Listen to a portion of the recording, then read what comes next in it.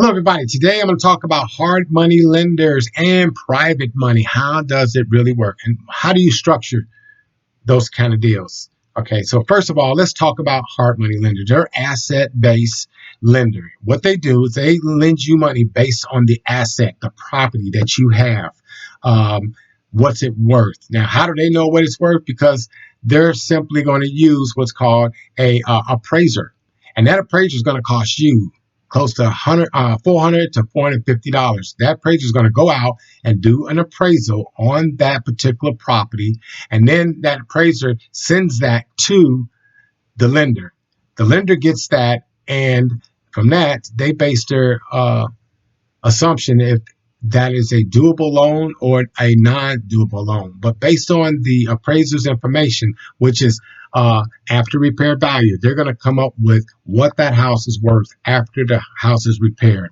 Then they're also wanting you to provide them a list of everything that needs to be repaired in there. Because why? Based on what numbers and information they get from that appraiser, uh, and your list of what you're saying that house needs to have in it to be put back together, they're going to use all that information to make sure that that is going to be a very secure loan for them, and to make sure that you are putting things back in that house that you're saying that you're going to put in there that is going to be worth it for them to invest their money into that piece of property. Why? Because it's an asset-based property. That means they're loaning money basically based on what that asset is worth today, and they want to make sure that their asset will not lose value. And that means if you're telling them that you're going to put new flooring, new carpet, you're going to paint the walls, you're going to put a new roof on it, you're going to check the air conditioning system, you're going to do this, you're going to do that, they want to see your whole entire cost of rehab, because the appraiser is going to give them a full appraisal on what's going on with that house. Okay, like a full blown inspection, a bunch of sheets with a lot of information on it pertaining to that property with lots of photos. So the lender needs to know your exact budget. So if you can come up with a good budget and understand the numbers of how much it costs to do these kind of rehabs, your chances of getting a loan through a hard money lender are 100%. Now, if you don't know what you're really doing, I highly suggest that you partner with somebody that is already buying real estate that can do one with you, so you can kind of get your feet wet. But if you want to be able to borrow money from hard money lenders, you got to understand they are an asset-based lender, and they will loan based on the asset, but you have to know what you need to know about real estate, and they have to understand that you are experienced at buying real estate, and you understand how to fix and flip and do your own rehab, and you understand how to budget the correct way that's going to fix that property, put it back on its feet again so you can resell it. So now we talked about hard money lenders, how that works. The other thing is private money. There's people you may know that have money sitting in a 401k, or there might be people that are just loaded with money. Okay, here's how I've worked private money deals with people before in the past. I make them basically come up with all the money that it's going to take to secure the loan, and all the money for the rehab. And then I show them exactly what the profit margin is going to be. And this is exactly how much we're both going to make out of this. Why? They're investing their money, and I'm investing my time, and I'm giving them my experience, and I'm turning around and making a good profit for the two of us. Why? We're both on the loans, but they're getting a profit on something without doing the work. They're putting their money to work, and I'm putting my experience to work. So that's what they're paying for, and we end up splitting the deal. They get their portion of the money, and I get my portion of the money. I do have one requirement. My requirement is I have to flip your money at least 2 to 3 times in order for me to do a deal like this, because I'm not looking to go make people rich. I'm looking for people that's looking to invest in me, where I can make money based on loans, monies that I can borrow, and return it and doubling and tripling my profits. So if I borrow money through someone privately, I'm not going to put myself in a position to just do one deal with them. They are understanding that if we do one deal, then for this to be something worthwhile for me as well, that money would have to turn at least 2 more times. And that way everybody walks away with a real good REO, and I'm guaranteeing them a 30 to 40% return on their money. And the only way that's going to happen is they're going to have to flip that money with me a couple of times and be in a couple of more deals. Now, after they see one or two deals, then they pretty much just let the money roll. And I just let the money roll. So that's how that works. And that's how I've worked out with private money. I don't do big projects with private money because sometimes there's risk, and I've come tight to short. And I didn't risky deals aren't the ones to be messing with private money with.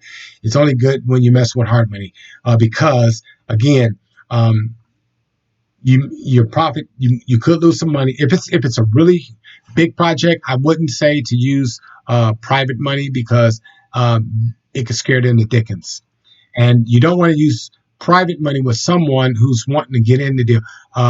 They're only in the deal to put the money. They're not in the deal to tell you nothing to do it. The only thing they're responsible to do is provide the funds. They are not responsible to do anything else, make decisions on what price you're selling the property for, what you're going to do to it.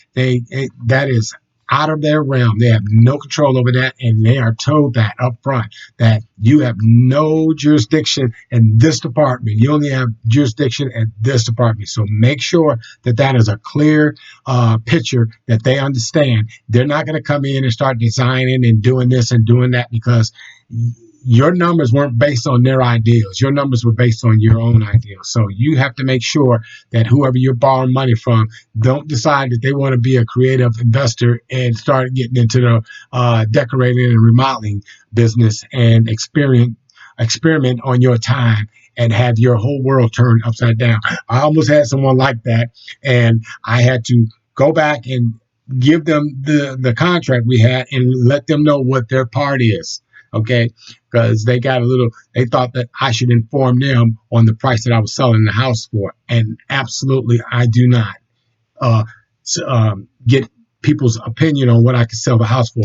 I know what those houses are sell for. I know the maximum, and I know a good profit margin, when to take it and when to sell that property and to move it fast. Why? Because there's a holding and carrying cost. So if you sit there and you drag a deal around, you're losing money. Okay, because you got holding costs, you got taxes, you got insurance, you got all these expenses, you got utilities. So you don't want to sit here and drag a deal around just to make an extra $2,000 just to lose $2,000 because of holding and carrying costs. So anyway, understand what you're doing. But anyway, private money is a really good way to put some of your deals together. But if you're real comfortable with hard money or want to know how to do hard money, it's not hard. It's simple. You just got to understand the numbers. And I would suggest do a couple of deals with some people that you know, or go to a REIA group in your area and join as a member and start networking with some people. Learn what you can about real estate and find someone in there that might be at the same level of your thinking and you might want to partner with. And the way you go in on that partnership is by getting an attorney involved. And that attorney is going to actually draw out the picture of how the role should play with the two of you and make sure when y'all sign a deal together that you guys understand you're both in this thing. It's a 50-50 situation. So you're both on the hook for the holding and carrying costs, and you're both on the hook for the rehab costs, and you're both on the hook to split the profits among each other. So it can be done. It's just you got to go and get involved with someone that you truly trust and that you feel like they're a fair partner to do business with. Now there's some really wicked ones out there, and you really have to go off your gut feeling. Don't force a deal that you know is not a good deal. If it just don't feel right, don't do it. Because honestly, go with your gut feeling, because your gut feeling just don't lie. You know, God gave us natural instincts. Use your natural instincts. If you feel like a person starting to change their conversation is changing a little bit and they're feeling a little headstrong with you, then it's time to end that relationship, because I can tell you right now, that's a deal going to go bad. Why? I've been down those kind of relationships with people where all of a sudden they were the nicest people on earth to do a deal with me. But then once we got into it, then all of a sudden the whole dynamics of what we were going to do completely changed. And I realized really quick that it was time to exterminate that deal and move on. Because why? That person at some point was going to get headstrong over uh, their situation and started wanting to control things that they had no control or real true understanding about, and would put me at risk. And I wasn't willing to get myself caught up in that. But anyway, I'm just telling you right now, there's a lot of ways that you can get money. So anyway, you can get money through wholesaling or signing off your contract and giving that property away to somebody, or you can learn how to talk to Heart Money. And what you need for Heart Money is you need a, a rehab costs on what it's going to cost to rehab that property. You're going to need a signed contract. And then once you got a signed contract, they need to get it immediately. They're going to assign an appraiser to come out there and appraise that property. You have to fund that thing. So it's going to cost you between $400 and $450 once the appraisal comes into the Heart Money lender. And they only take typically 2 days. Your Heart Money can fund that deal in 7. Okay. The title companies and the Heart Money are making everything else happen. You're just looking for the next deal. That's how simple it really is. And then, like I said, with private money, it's pretty simple with them. They transfer you the funds to your checking account.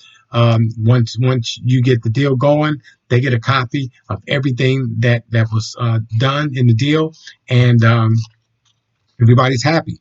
You keep them posted. You have to do. You got to run spreadsheets. These spreadsheets are your weekly rehab costs that you're going through, and they need to be informed, and they get a copy of what's going on up to the minute, so they don't have to guess what's going on. You send them, you give them progress reports or pictures of what's happening with the deal. But in the meantime, that's how simple it really is. It's not complicated to get the money to put your deals together. So if you're wanting to fund these deals and you want to know how to locate Heart Money lenders, send me a comment, and then I'll comment back the best ways that you can, for your area, find yourself some Heart Money lenders, and kind of tell you or answer some questions in more detail based on you. Again, these videos are only videos that I'm just out there shooting some stuff, and hopefully that there's something in what I told you you lacked a little bit of understanding about, and maybe I helped clarify some of that up. I can't really give you in detail because, again, unless I hear a comment from someone or somebody asking me to a suggestion of something that I can add to it, I can't really answer your question really good. That still got you stuck on how this works. But Heart Money lending is pretty simple. It's not a lot of mechanics to it. You need to just understand what you need to do first is get a house on the contract, get in touch with the lender, get them the contract. They get you a pre-approval letter. You get it to their realtor. Everything's on. So until then, please subscribe, hit the notification button, and most of all, send me some comments and send me suggestions on any kind of video you want to see. And until then, I will talk to you later, and have a great day.